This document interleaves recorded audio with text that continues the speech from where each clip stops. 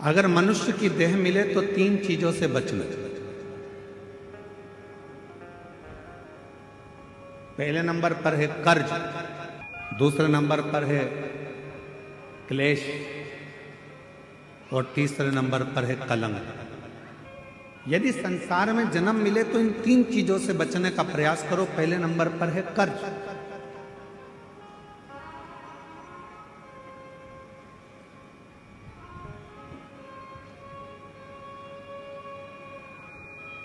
थोड़ा सा भी कर्ज हमारे जीवन में अगर हो जाता है, थोड़ा सा कर्जा आ जाता है, तो वो कर्जा बढ़ते बढ़ते बढ़ते बढ़ते एक दिन हमारी जमीन को, हमारी जायदाद को, हमारे मकान को भी बर्बाद कर देता है।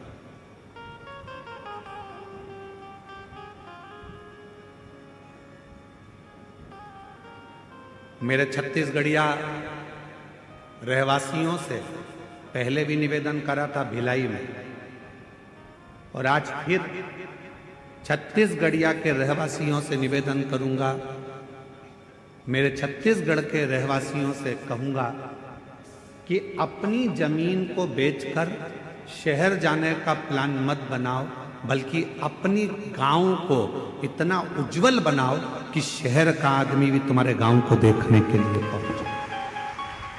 एक सच्चा छत्तीसगढ़िया, हम अपनी भाषा में कहते हैं जय जोहार। छत्तीसगढ़िया सब लोग, मतलब एक सच्चा छत्तीसगढ़िया वो होता है जो जहां रह रहा है, जिस भूमि पर रह रहा है, उस भूमि को, उस घर को, उस गांव को इतना उज्जवल बना ले, इतना प्रगतिशील बना ले कि फिर उसको देखने के लिए दुनिया के लोग, दुनिया के,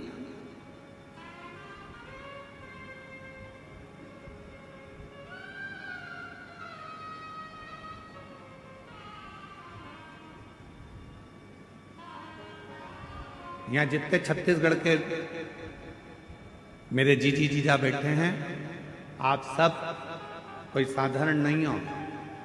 जितने भी बैठे हो, आप भगवान श्री राम जी के नाना जी और नानी जी हो। छत्तीसगढ़ वालों को ये गौरव होना चाहिए कि हम कौशल प्रदेश के हैं, माँ कौशल्या जी के गांव के हैं, और भगवान राम जी हमारे भांजे हैं।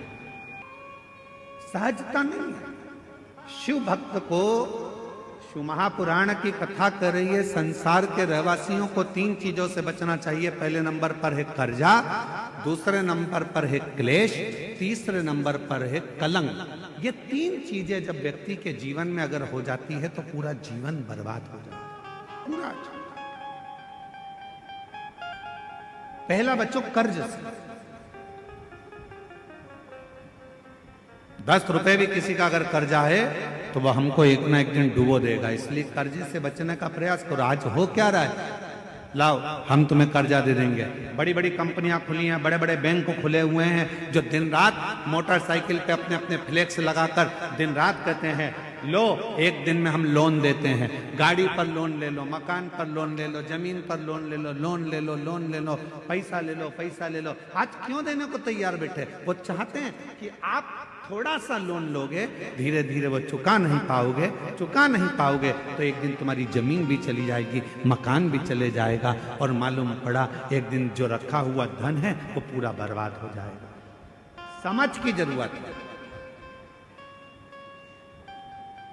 लोन देने वाली कंपनियां बढ़ गई, लोन लेने वाले बढ़ गए, पर अब समझ की जरूरत है कि हमको ना कर्ज लेना है, ना हमको क्लेश में रहना है, और ना हमको कलंक में रहना है। हमें तो शंकर भगवान की अविरल भक्ति में रहना है, शिव की। कर्ज से थोड़ा सा बचना, थोड़ा सा। और जब यह मानव देह कर्ज से बच जाए तो इसको क्लेश से बचाने का प्रयास करो कि परिवार में रह रहे हो, गांव में रह रहे हो, नाते रिश्तों में रह रहे हो, कुटुंब कबीले में रह रहे हो, कोई क्लेश नहीं होना चाहिए। आपस में थोड़ा साझा बनाकर, थोड़ा सा।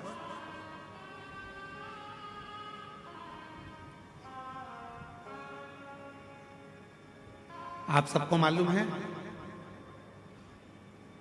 महीने में 2 एकादशी आती है तो 2 प्रदोष आती है। कभी किसी से पूछो कि भगवान शंकर का यह अविरल त्योहार प्रदोष का व्रत क्यों आता है? क्यों भगवान शंकर की आराधना प्रदोष के दिन करी जाती है? क्यों कभी सोमवार होम प्रदोष आ जाती है, कभी गुरुवार का प्रदोष आ जाता है, कभी शुक्रवार का प्रदोष आ जाता है, कभी कोई प्रदोष आ जाता है? ये प्रदोष का व्रत क्यों आता है? उसका एक कारण है, भगवान शंकर प्रदोष का व्रत धारण कर कर फिर अगला जो दिन होता है उस दिन मेरे शंकर भगवान अपने सारे गणों के साथ नंदी, भृंगी, श्रृंगी, नर, गंधर्व, अप्सरा, किन्नर, देवता, पशु, पक्षी जितने भी होते हैं मेरे शिव सबके साथ बैठकर अपना महाप्रसाद ग्रहण करते हैं।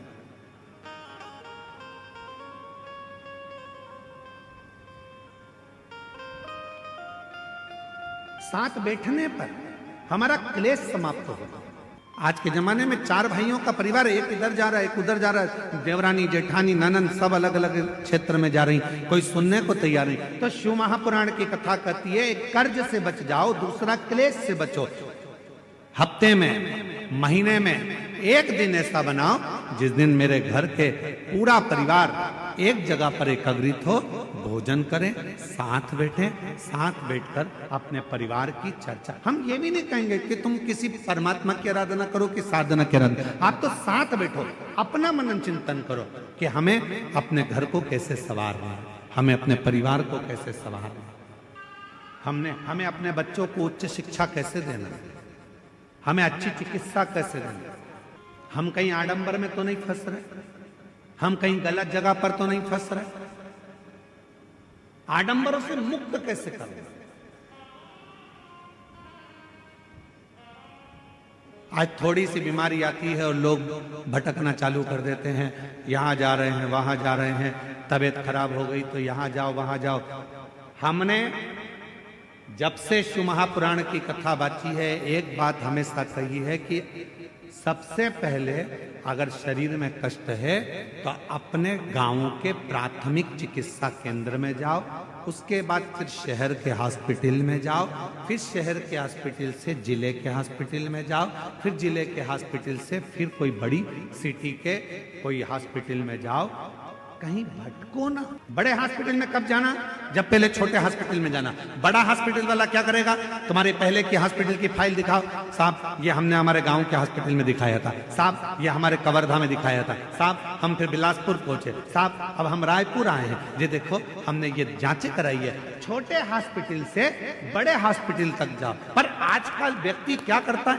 डायरेक्ट बड़े में जाने की सोचता है। उसी तरह जैसे गांव के लोग इकट्ठे हुए और कहां जा रहे हो साहब? तो कहा हम अमरनाथ जा रहे हैं। कहां जा रहे हो साहब? हम केदारनाथ जा रहे हैं। तो हम उनसे पूछे, भैया तुम अमरनाथ जा रहे हो, बड़े हॉस्पिटल में जा रहे हो, तुम केदारनाथ जा रहे हो, बड़े हॉस्पिटल में जा रहे हो, पर ये तो बताओ कि प्राथमिक चिकित्सा केंद्र पहुंचे कि नहीं पहुंचे? पहले अपने गांव में जो शंकर जी का मंदिर है उसमें जाना चालू करा कि नहीं करा? पहले शिव जी के मंदिर में जाना चालू करा कि नहीं करा? आज का व्यक्ति अमरनाथ जाना चाहता है, आज का व्यक्ति केदारनाथ जाना चाहता है, पर आज का व्यक्ति अपने घर के पास में जो शंकर जी का मंदिर है वहां जाना नहीं चाहता। लोग देखेंगे, हंसेंगे, ताना कसेंगे, कोई कुछ कहेगा, कोई कुछ कहेगा। पहले चिकित्सा केंद्र, प्राथमिक चिकित्सा केंद्र जाइए, पास के मंदिर जाइए, और जब आप प्राथमिक चिकित्सा केंद्र में जाएंगे तो बड़े हॉस्पिटल तक पहुंचने की जरूरत नहीं पड़ेगी, ये निश्चित। कर्ज से बचो, क्लेश से बचो। हफ्ते में एक दिन ऐसा बनाओ कि हमारा घर, हमारा परिवार, हम सब बैठे भगवान शंकर प्रदोष का जब आनंद करते हैं तो भगवान शिव सारे नंदी, भृंगी, श्रृंगी गण जितने भी हैं, देवता, किन्नर, गंधर्व जितने भी हैं, सबको एक साथ लेकर बैठते हैं, सबको एक साथ लेकर प्रसाद ग्रहण करते हैं, प्रसाद एकजुटता, क्लेश से। और तीसरे नंबर पर कहा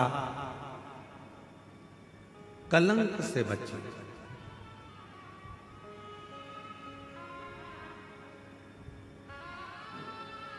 हमारे सनातन हिंदू धर्म में पतंग उड़ाने के लिए एक दिन दिया गया। यहां उड़ाते पतंग? अरे बोलो तो जम के। कब उड़ाते हैं? जम के बोलो। मकर संक्रांति। हमारे सनातन धर्म में, हिंदू धर्म में पतंग उड़ाने के लिए एक दिन दिया है, मकर संक्रांति का दिन। उड़ा लो जितनी उड़ाना है, खूब काटो जितनी काटना है। पर हमारे सनातन धर्म में यह कहा गया, साल में एक दिन मकर संक्रांति के दिन खूब उड़ाओ, खूब काटो, पर बाकी के दिन ना उड़ाना ना काटना। शिव महापुराण की कथा कहती है, किसी का कोई काम हो रहा है, किसी के बेटे की शादी हो रही है, किसी की बेटी का संबंध हो रहा है, लोग हर कुछ बोलकर उड़ा देते हैं और उसके संबंधों को काट देते हैं। शिव महापुराण की कथा कहती है, कोई उन्नति की सीढ़ी पर चढ़ रहा है तो उसको चढ़ने दो, बढ़ने दो, उसको काटने का प्रयास मत करो, क्योंकि हम सब सनातनी हैं। सनातनी काटता नहीं है, सनातनी जोड़ता है।